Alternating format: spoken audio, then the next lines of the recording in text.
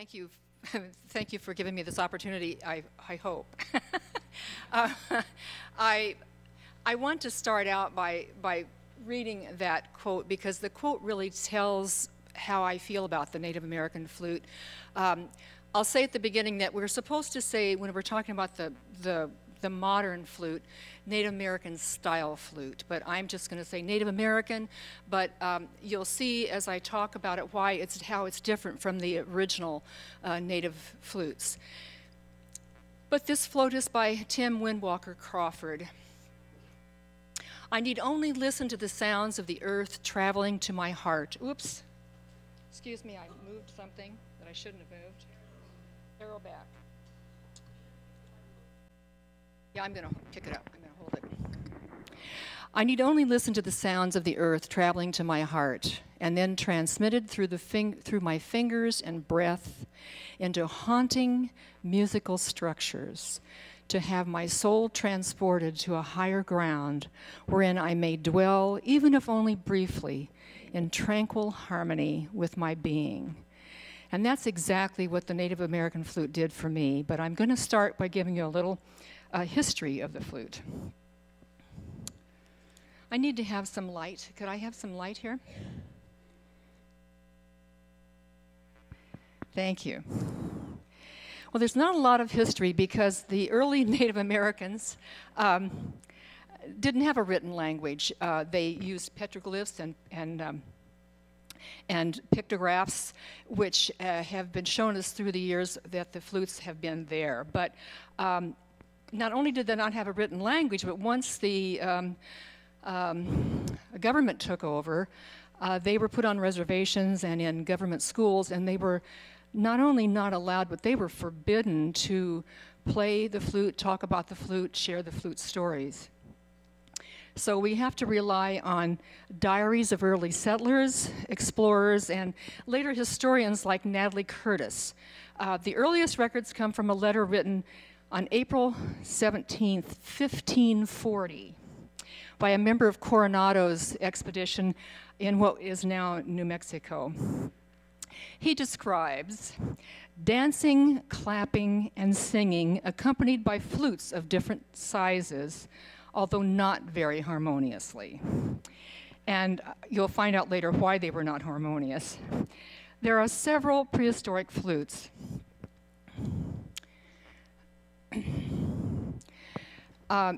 The last time I was at the Halley Ford Museum, they had a wonderful exhibit of Native American flutes. If you have not been there, this is one example, and it shows the. This can be either called a bird, or a block, or a fetish, but they range in size and what they're made of. Images on painted rocks on the petroglyphs or pictographs show the what we considered kokopelli. Kokopelli is actually the Hopi name for the flute player, but they go back to 500 AD, and they show an individual playing what appears to be a vertically held flute. It's believed that these images were created by the Anasazis, whose culture encompassed the four-corner area of Utah, Colorado, Arizona, and New Mexico. So I'm a real fan of kokopelli. I have a lot of kokopelli things. So I mentioned researcher Natalie Curtis. She went to the reservations wanting to record the Native American music. And someone pulled her aside and said, you know, you're going to get these people in trouble because they are forbidden to practice any of their native customs. So she went to Teddy Roosevelt, and she implored upon him to change that ruling, and he endorsed her ability to record the tribal songs. And then he went further and used his influence to alter many of the Bureau of Indian Affairs rulings. And so they were able to not only officially sing the tribal songs, but they were encouraged to do so. So thank you, Teddy. And thank you to Natalie Curtis, who was out there, and you think about when this would be for a woman to be out doing that in the first place. So you go, girl. When I took up the Native American flute, I was told that it was only used for courting, because it is not, as the modern flutes are concert tuned, the actual Native American flutes were not concert tuned. So they were not harmonious. But in doing this research, I discovered that, as that one quote said, they did use them sometimes when they were singing around the campfire. Another quote was that a historian wrote, "On this instrument, the Seminole performed badly, and at best it is a hideous, melancholy discord rather than harmony. It's only fellows who amuse themselves on this howling instrument." But I think throughout the country, it was really used for courting. And when I used to do this at the Kuya Village in the Palm Desert, Living Desert, which is a wonderful museum, which has half of it is North American and half of it's Africa, and they have a replica of a Kuya Indian village, and sometimes the school children would opt to learn about the Indian culture. And someone said, "Well, gee, would you be interested in playing the flute for us?" So I would play the flute on those days. And the docents would say that, you could hear the kids, they're like a sack of cats, and they're coming down the walkway, and when I began to play, they just shut up. And the docent said, "Would you play all the time? This is really great." And so I would tell them this story. When a young man wanted to marry a young lady, he would go to the father and say what he would like to do, and he would make arrangements to come to their home that evening, whether it was a wigwam, a teepee, a hogan, or a kish, as the Kuyas had. It was the same all over the country, no matter what tribe it was. And when the family went in for the evening, he would have made a flute. He would have taken a piece of wood. He would have put his hand down and put a hole, and put a finger, put a hole, finger hole, finger hole. And when he got to the top, he would put his hand down, and then he would make a hole, finger and a hole, and a hand, and he would chop it off, and it would end up being about the length of his arm. And he would then he would compose in his heart a song for his beloved. And I like to stress that I think the Native American flute is to be played from the heart. My one disagreement with the person that taught me was that she had songs for them to play. I figure if you want to play row, row, row your boat, you pick up another instrument. So I don't do anything. You can transpose it to what looks like one of our scales, but so he would prepare this song, and he would stand outside her home, and he would play his heart out. If she wanted to marry him, she came out and stood next to him. If she didn't want to marry him, she stayed inside the home. So I told the kids, if she didn't come out, it was really a bummer, because here he had made this flute, and he had prepared this song, and now she wasn't going to marry him. Well, he can't do this. It's like giving another woman an engagement ring you bought for somebody. You can't use the same flute to court somebody else, so it becomes firewood. So, but as a general rule, the young lady would come out, and so that was the main purpose. Although they did, as I have found when I studied for today's program, they did, but I can't imagine what it would sound like, because even these flutes that are concert tuned, if you're not playing the same key, or you're not playing in there is a wheel that says, an A can play with a D, and you can play with certain ones, but if you play with the wrong flute, it's not a pretty sound. So I would like to share this beautiful legend the Cheyennes have about how the flute came about. Many years ago, before the white men came, a young Indian boy was lost, wandering aimlessly in the forest. The Great Spirit saw him and had pity on one so young, so decided to give him a gift so he would not be alone. From the heavens he sent a small bird to sit upon a hollow branch of a large tree. Underneath the shade of the tree sat the small Indian boy. As the northern wind blew through the hollow branch, it produced a sound which he had never heard before.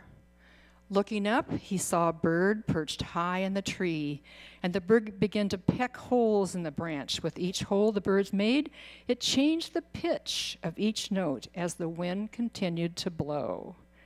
The young boy realized that the beautiful sounds came from the hollow branch, and that it was a gift from the Great Spirit. He carefully climbed the tree branch and gently broke off the branch and blew into it, imitating the northern wind. Later, when he found his people, he told them about this wonderful gift. And this is how the first flute was brought to us by the Great Spirit, and why a small bird often sits atop each flute. And I love that because it's pretty much, how these young men who are courting the women do. You know, they're poking holes in a tree branch. They were made, the first ones were made actually from bird bones, large birds, vultures and swans. And so half their job was done because birds' bones, as you know, are hollow. So they just had to take the bone and poke some holes in it, and the job was done. But most of the time, they've also been bones I've seen in museums that are made from other animal bones, which would require a little bit more work, but not as much as a tree branch would be. But they are mostly from wood. The Native American flute is unique in that it has two holes. You've got the arrows going up and across and out, coming out underneath the bird, underneath the fetish. That takes away, if any one of you who've played an instrument like a flute or even a trumpet or trombone, there's an embouchure that you have to develop. Well, you don't have to worry about that with the Native American flute because that does the work for you. All you're doing is blowing into the flute. You don't have to be able to read music because you don't have to worry about sharps and flats as you would with the other musical instruments. If you want, there is a flute for every. First of all, it's a pentatonic scale. It's not an octave scale. So it has almost a minor sound to it. But while it has 6 holes, you only play 5 of them. 1 hole is always closed. So you start out with an A flute because it is, just as I mentioned, where they're putting down their hand, and just like that one showing, actually, that's probably an A right there. And the holes are spaced equally. There's just a finger's width between each hole. So the A flute is usually the first one you start with. But they're like potato chips. You can't have just one. And the woman who taught me,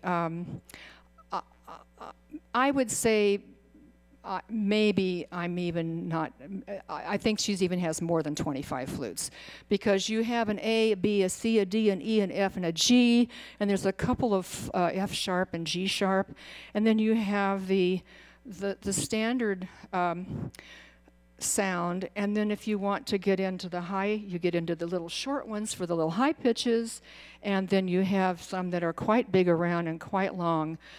This is not, there are bigger ones than this one, but the bigger around and the longer they are, the deeper the voice.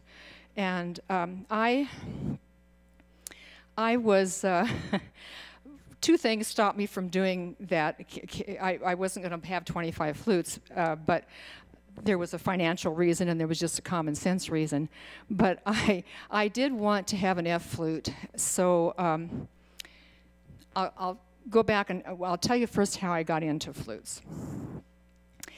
As Solveig said, my husband died very suddenly. It had been a late-in-life love, one of those wonderful loves you find when you're not looking for it, and it ended all too soon, but it had ended the way he wanted to go. We'd had a wonderful trip.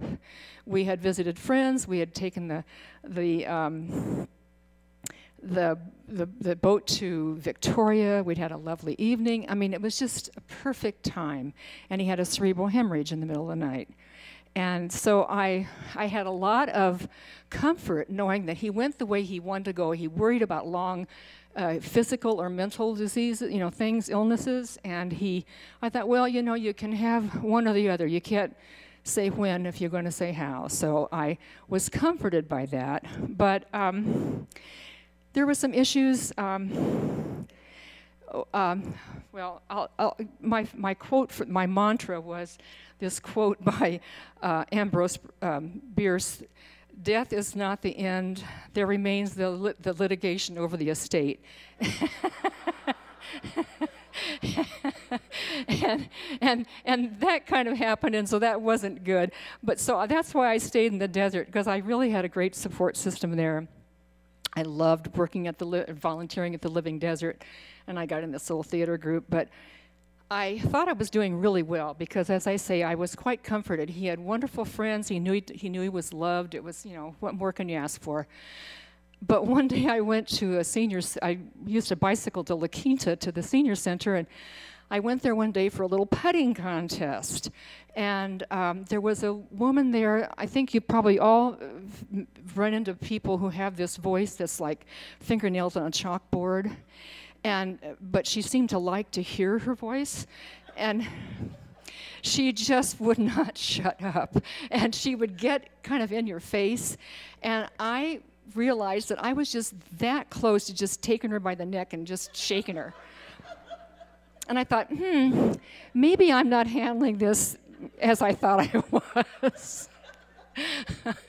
So I called Eisenhower Hospital to see if they had any kind of grief group. And so there was one, and there was this little 6 of us in this grief group, which was nice because it's always nice to know that someone is worse off than you are, and that, I took some pleasure in that.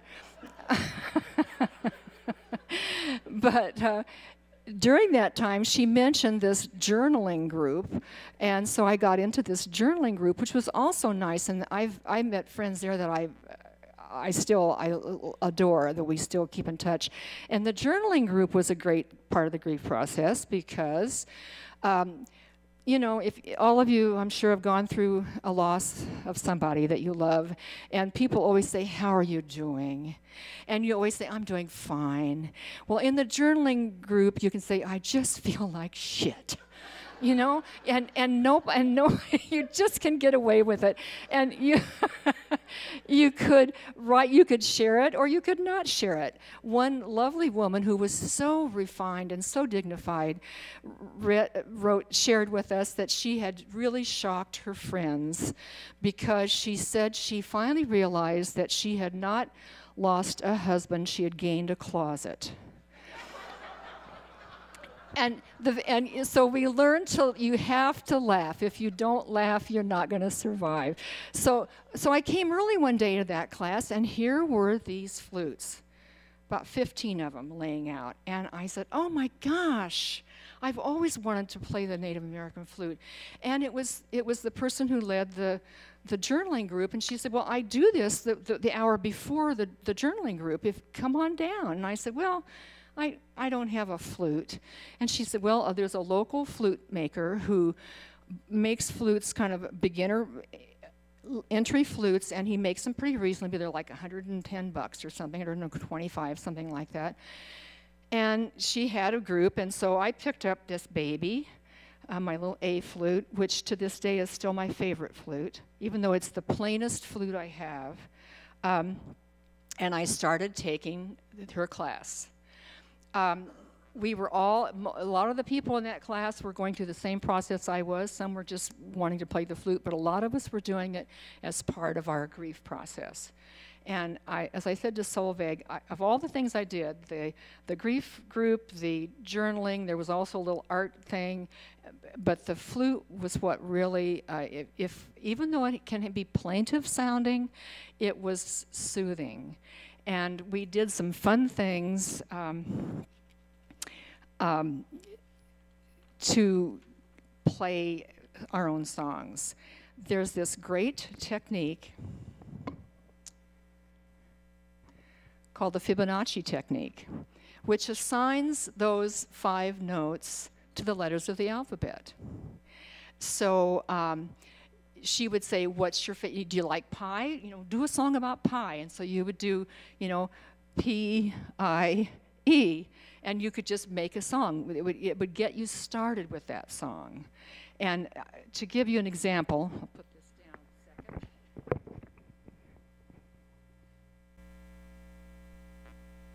What the notes are. So I is C, L.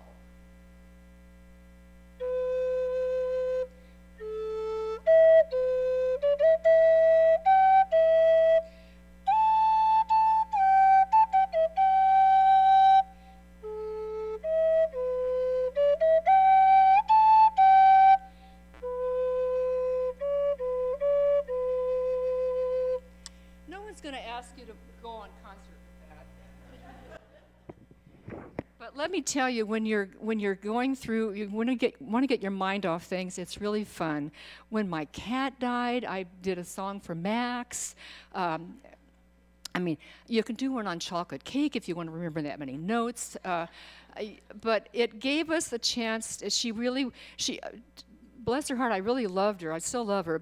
And she wanted to give you that chance to play from the heart. But as I say, she also had these darn songs that I just refused to play, because for one thing, stuff like "Row, Row, Row Your Boat" and "Old Lang Syne" they're octave songs. They're not pentatonic songs, and so it's really hard to get it to.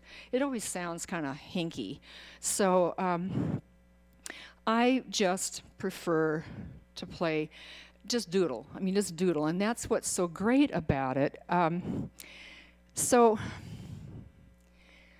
how's our time doing? I can't express enough how great this is. I felt kind of funny when I saw the morning program. I thought, oh my God, it's musicians. They read music, they know what they're doing, they can play, they can sing, they can dance, they can do everything. But that's the joy of this instrument. You do not, even though I do read music, you don't have to read music. You don't have to develop that embouchure. You can just enjoy the sound. So when I had this flute and decided I wanted another flute, but I didn't want to pay $500 for one, one of the other flute makers in the valley gave me the name of a wonderful man who lives in Idaho, a Native American. He said he makes really wonderful flutes, and he's pretty reasonable. So I contacted him, and I said, I would love to have an F flute, and what would you charge me for that? And he quoted me a price that was actually less than I'd paid for this one. I wanted it made of pine because we were living at that time, as Solveig said, we were in Black Butte in the summer and Palm Desert in the winter. And so I looked out onto a forest in the backyard, and I wanted it out of pine. And when we were gone, my daughter was staying at Black Butte to watch the cat, and she stayed for a couple of days after I got back. And the first morning, she said, "Mom, you've got to come look at this. Look at this big bird. There's this big bird. He's just looking at the house." Well, it was a Cooper's hawk. I had never seen a Cooper's hawk there before. Granted, it was in the woods, but I'd never seen one before. And the next morning, the Cooper's hawk was there again. And she said, "Mom, I think that's Jerry coming to see if you're okay." Now, common sense tells me he was probably hunting, but but it's a wonderful thought, and I think he would have gotten a kick out of it if it was him. So I wanted to have it out of pine. I wanted to have a Cooper's hawk as the fetish, and so he said he would carve me a Cooper's hawk, and a short time went by, and he emailed, and he said, well, I didn't know really which way to go on it, so I've done 2. And he did this one with the hawk sitting down, and this one with the hawk in flight. And I said, well, I think I like the one sitting because that's how this hawk looked when he was looking into my window. Well, bless his heart, he sent me both fetishes. Now, these are both hand-carved fetishes, and the two fetishes would be worth what I paid for the flute. I was just so impressed, but I was also so embarrassed that I knew his wife did beadwork. So I ordered, she made these beautiful beadworks that are meant to go on the bottom of a flute. There's no way I was going to put it on this flute, because he also carved a Cooper's hawk feather on it. So I ended up, I've never used this, but I love her beadwork. But I thought, I love this flute. It has a lovely tone, but I still play the A more than anything else. I'll show you what the different tone is.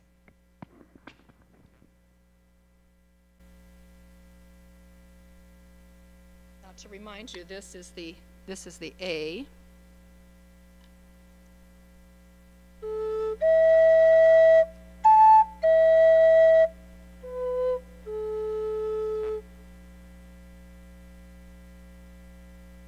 And this is the F. A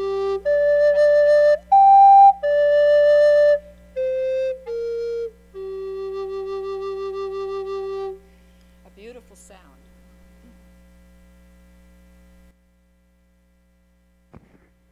Well, then I thought, well, you know, I hike a lot.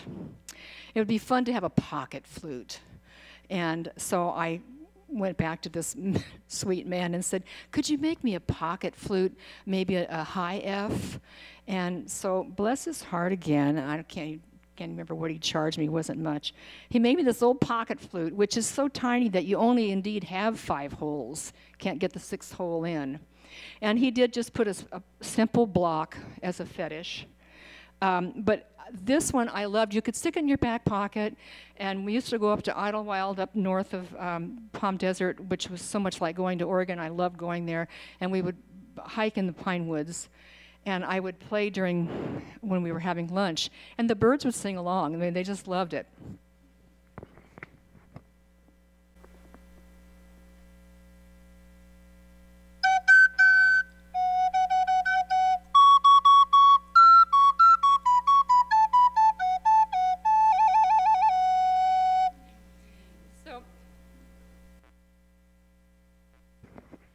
This one reminds me of the Cheyenne legend I read to you. I just can see the little bird pecking holes in this one. Then when I was ready to leave Palm Desert, friends gave me a going away party, and one of the women who was the host, I had invited into this flute group because she had lost her son very tragically as he was in his early 20s. And so she was also in that flute group. And so, you know, you sit around and you say, well, how did you first meet, this kind of thing? And she said, well, of course, I knew Barbara before, but what it really means a lot to me is that she invited me to this flute group. And so then she had me play this song that I'm going to end with today. And then she presented me with this flute, which she's one of those people that had a lot of potato chips in her bag. And this is of all the flutes I have, this is the work of art. This has turquoise inlay in the front and in the back, and of course a very elaborate bird. And then all this fancy Dan leather here. But it is a lower flute, and my arms are not long enough, and my fingers, I can either get all fingers on or only or not use my arms. I'll show you.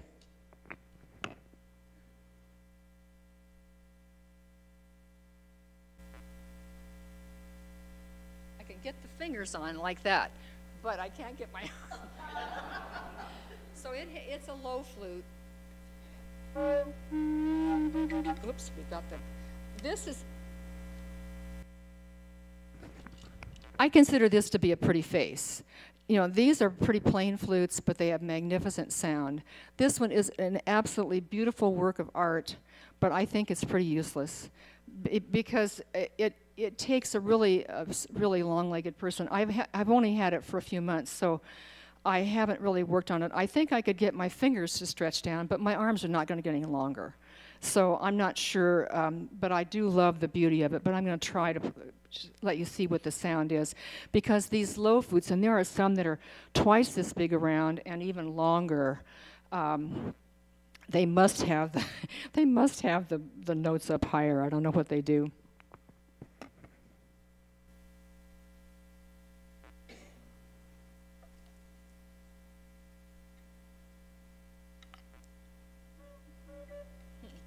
It's being very naughty. The fetish is very, this one is not, the fetish is not stable. Sorry, I'm not going to be able to play it. But I brought it simply because it is beautiful, but it is, whereas these are, you remember I said there's a hand and then a finger and a space and a finger. This has 2 hands, 2 fingers, and then 2 hands again. So it's a double stretch of what most flutes are. I want to find somebody with long arms that can play this, because it does have, it has a nice sound, but it's not a sound that's the comforting to me that these 3 flutes are. So how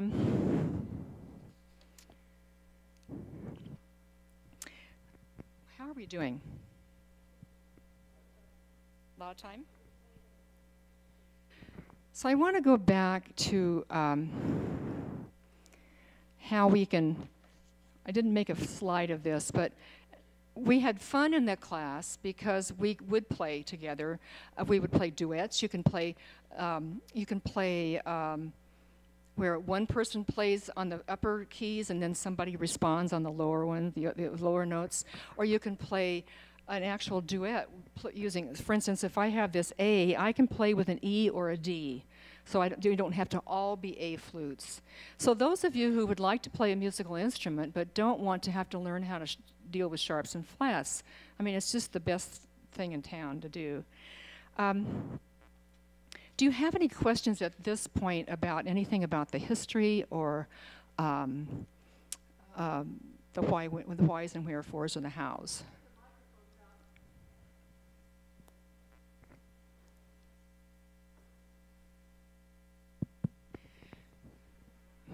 Barbara, you're a stand-up comedian too. This is so much fun. My question is on the technique. You kind of shortchange yourself in saying you don't have to have any musical background. Well, that was a beautiful sound that came out of every one of those. And I know, I mean, there was a change in dynamic. Did you just blow more soft without as much force to get this? And then you use kind of a vibrato too. Yes, I do. And when I'm done today, I'm going to play this song that I call, my friends all call, they'll say, play Jerry's song for me. And then I do a lot of little different things you can do with the fingering and with the vibrato as well. Thank you. Yeah, this is David. What are the earliest flutes that are known about in history or mythology? This must be one of the oldest instruments, surely. Yes, and I didn't go back in. I mean, there are flutes. There are other countries have. I mean, flutes are worldwide. But the earliest that I could find was that 540 with Cortez. As I say, they're finding all these petroglyphs and petrographs. They all show the flute player, and so it's a matter of aging them. But at 540 is the one that they have aged, 540 AD. This is Jeanette. Thank you so much. This is interesting. Is there a cultural depth of meaning for the use of the flute? I mean, there was an advertised program in Sedona once, and I went to it, and nobody else came. So this excellent Native American flute player said, well, you know, when somebody was there, even if it was one person, it was important for him to play his flute because there was some kind of an interrelationship, a giving that went back and forth. He talked about that a little bit. He even gave me a CD after that, but I had about a 20-minute concert just all by myself. So I thought you talked about the healing that takes place, but there must be something, or I gathered there's something else that goes on, a deep expression. Well, that's the way I feel about the Native American flute, because it was healing for me and for those in my class. There's something, and as I say, when you're playing from the heart, you're not picking up a piece of sheet music, and certainly musicians will tell you that they get something inward when they're playing someone else's music. But when you're playing just something that is coming from your heart, it is almost a religious experience. I mean, it's very healing. It really is healing. And I think that the Native Americans, it was so deeply ingrained in their culture, and there are wonderful, what we played at the beginning was Carlos Nakai, and he's one of the great Native American Indian flute players, but there's many, and just putting on one of their CDs is just, it's like having a yoga class. I mean, it's just really relaxing. Yes? Like, you talk about playing from the heart. I guess I play the recorder and the penny horn, and sometimes I just make up stuff. Mm-hmm. The stuff that you play, do you have it then in your mind and repeat it, or it's just spur the moment from the heart and different some other time? The song that I'm going to end with today, I put together, it would have been about 10 years ago, and it's still in my brain. I've never written it down. Other things that I've done, that I've used the Fibonacci technique to get started on, I may actually, it may be different each time I play it, but Jerry's song is always the same, so it's there. This is Charlene. I'm curious as to how they make them. I mean, you can't find that many hollow branches around. So what do they do to make them? That's a good question, because there again, I've said that we're supposed to say Native American style flute, because not only are these concert tuned, whereas the Native American flute was not, they are, I think I'm correct in saying that all flute makers do this. They don't take a piece of wood and hollow it out. It's cut in half and hollowed out. It hasn't been hollowed from top to bottom. So, because that's a very, very difficult. I have gone to a little flute class where we did take little branches and make more like the Anastasi flutes, where you're just poking holes in them, and you wouldn't want to play them for anybody. But you saw how it was done, and it would be very difficult to do a concert-tuned flute, because first of all, these are nice straight pieces of wood, and not all branches are nice straight pieces of wood. Yeah, that's a good question. Thank you. Hi, I'm over here. Cassia. Oh, see ya. Yeah. Could you explain your Fibonacci map up there, please? Because it looks to me like D, K, M, P, T, and W are all played the same way. Yep, that's right. So because there's only five notes, but you've got to divide up the. For instance, my name is.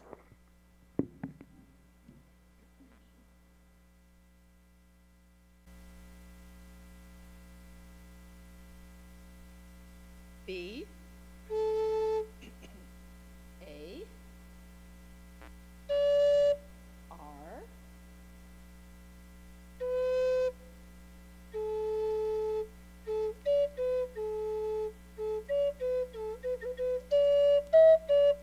but if I want to do Cassia, I still use the same method, but now it is.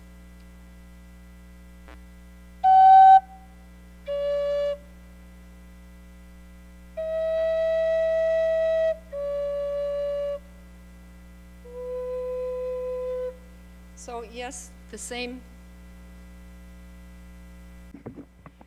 The same notes are used for the different letter of the alphabet, but it comes out differently because of the word that you're spelling.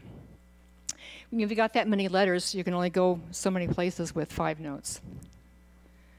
That makes sense? Any others?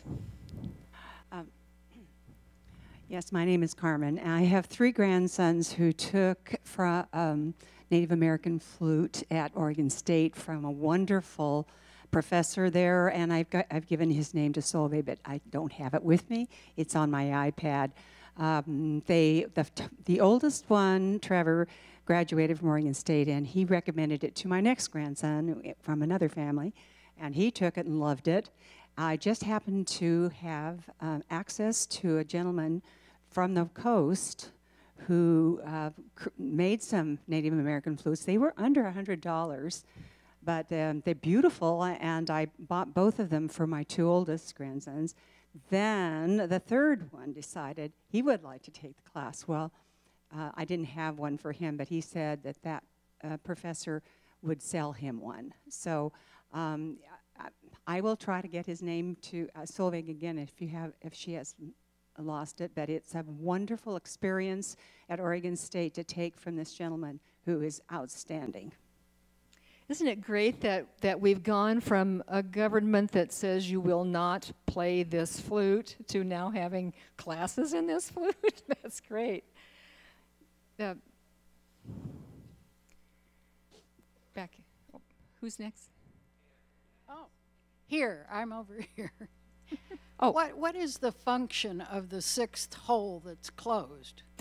Of what? Of the 6th hole. Obviously, there's none because the little high F doesn't have the 6th hole.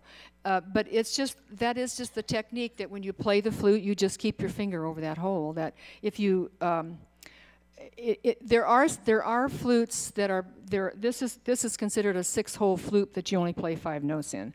I think there are some flutes that are played where all 6 are played, but it gives it a whole different sound. The Native American played it this way. Yeah. Yes. Hi, it's Deborah. Now, I've just dropped off my silver concert flute to Leslie Middle School because it was sitting under the bed gathering dust. I'd obviously lost interest since high school, so I donated that, and now I'm thinking this would be a wonderful next step for me to explore. But my question is, are there local groups of flute players, Native American flute players in Salem, or where you can join together and play together? Well, it's interesting that you asked that because Peter's wife, this morning's guest, approached me afterwards and she said, "Do you realize there's a flute group in Salem?" And I did not know, and she's going to get that information to me and I'll share it with you. She did say that they meet once a month at the Bush Barn Annex. So, and it is fun to get together with a group like that. And since you mentioned the silver flute, I've gone through many musical episodes. When I was very small, I played the piano. I'm not ever going to be on the concert on that. When I was in 5th grade, I took up the trombone because that was the family instrument. My brother, who was 8 years older, had played. So I played the trombone for 5th, 6th, 7th, and 8th. And then when I got into high school, I stopped playing the trombone because you couldn't wear lipstick when you played that darn trombone. And if I ever had a do-over, that's the do-over I would do. I would not have dropped because there's a camaraderie, just as with this flute group. Then when I was about 50, I took the silver flute, had never had a silver flute in my hand, and I had to learn note by note. And I was in a class, had a teacher whose other students were like, this tall, and when we did, she didn't call them concert recitals, she called them group lessons, and we'd be playing duets, and they would be under my arm. That's how little they were. And my teacher said, I've never had an adult student, but what I love is that you're always prepared. You've always done your lessons. What can I do to tell the kids what is your secret? And I said, I don't think it would work for the kids, because when I feel like having a snack, I just play the flute. So, but I ended up having to quit just about the time I got to all 3 registers. I was still working, and there were some conflicts with night things. So maybe I should give my silver flute away too. I still have it, but you're right, and I think that's why I love this too, because I really loved the flute. Well, I'll get back to you on that. I have a question. Could you tell me, was it ever played, the flute ever played with drummers? I'm sorry? Were they ever played with drummers? Yeah. The flute group that I was in Palm Desert, it was also a drumming group. And there was a guy with a didgeridoo as well. and the bowl, the singing bowl. But yeah, we all had, I think I've given them all away, but we all had some kind of little, noise makers, so shakers, or, that's part of the whole thing when you're doing it, when you're trying to get the Native American feel into it. Yeah. Hi, my name's Milt. I have a cousin in Northern California who plays this type of flute, and she is in constant demand at hospitals and around hospice people because it is so soothing. Yeah. And it's just interesting. She has given me a few CDs over the years. No, you're so right, and that's why I say it's more than just a musical instrument. I think music for me always affects me emotionally anyway, but there's something about the sound of this instrument. Although, as you saw with the little high flute, it can be kind of frisky and perky, but it can also be haunting, and soothing at the same time. So if there's Barbara, I think in the interest of time, I'm over here. Yeah. We'll let you have time to play. So I'm going to finish with Jerry's song, and I will tell you how a year after he died, we came back to Black Butte, and we actually went across the street to Camp Sherman, because he always said he wished he had bought it at Camp Sherman instead of Black Butte. He loved Camp Sherman, the little town that time forgot. And a good friend of his, he had been a teacher in Sisters before he became a book rep, they were good friends with he was good friends with the principal, who had a place at Camp Sherman. So his widow said, would you like to scatter his ashes where he fished all the time? So on a beautiful August day, with a few friends and my daughter scattered the ashes while I played with birds singing and butterflies going. It was just a spectacular day.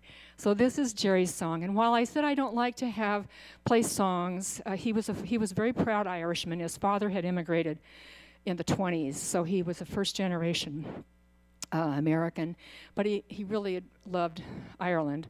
So he loved Danny Boy. So in the middle of this, you might find a hint of Danny Boy. And then the last 10 notes are his name, Jerry. That was the Fibonacci came at the end of this one.